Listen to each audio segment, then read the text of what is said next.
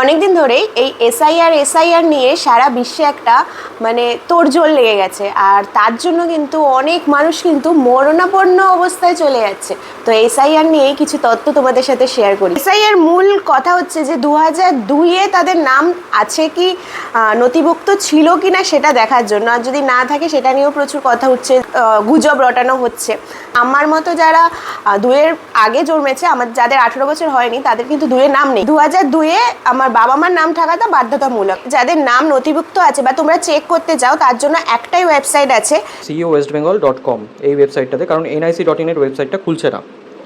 ceowestbengal.com-এ যেই তোমরা ভিজিট করবে, এখানে দেখো নিচেই প্রথমে চলে আসবে ইলেকটোরাল রোল অফ এসআইআর 2002। এটাতে যেই তোমরা ক্লিক করবে, সঙ্গে সঙ্গে তোমার যে এরিয়া ওয়াইজ যে তোমার ডিস্ট্রিক্টগুলো রয়েছে সেই ডিস্ট্রিক্টগুলো এখানে চলে আসবে। যেরকম আমাদের নর্থ চব্বিশ পরগনা, আমরা নর্থ চব্বিশ পরগনা সিলেক্ট করলাম। এবার তোমাকে সিলেক্ট করতে হবে হচ্ছে তোমার অ্যাসেম্বলি কনস্টিটিউয়েন্সি, অর্থাৎ এসি নেম মানে হচ্ছে কিন্তু অ্যাসেম্বলি কনস্টিটিউয়েন্সি।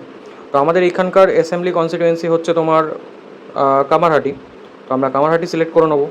সিলেক্ট করার পরে এখানে কিন্তু তোমার পুরো যে পোলিং স্টেশনসগুলো সেগুলো তো পরপর চলে আসবে। তোমরা যে স্কুল বা যে জায়গাতে তোমরা ভোট দাও সেটা কিন্তু তোমরা এখান থেকে দেখে এই ফাইনাল রোল থেকে গিয়ে ওটা ডাউনলোড করে নিতে পারো। তো এইভাবে তোমরা 2002-এ এসআইআর এর লিস্ট বের করে তোমাদের নিজেদের নাম বা তোমাদের ফ্যামিলি মেম্বারের নাম চেক করে নিতে পারো যে সেখানে তোমাদের নাম নথিভুক্ত আছে কিনা।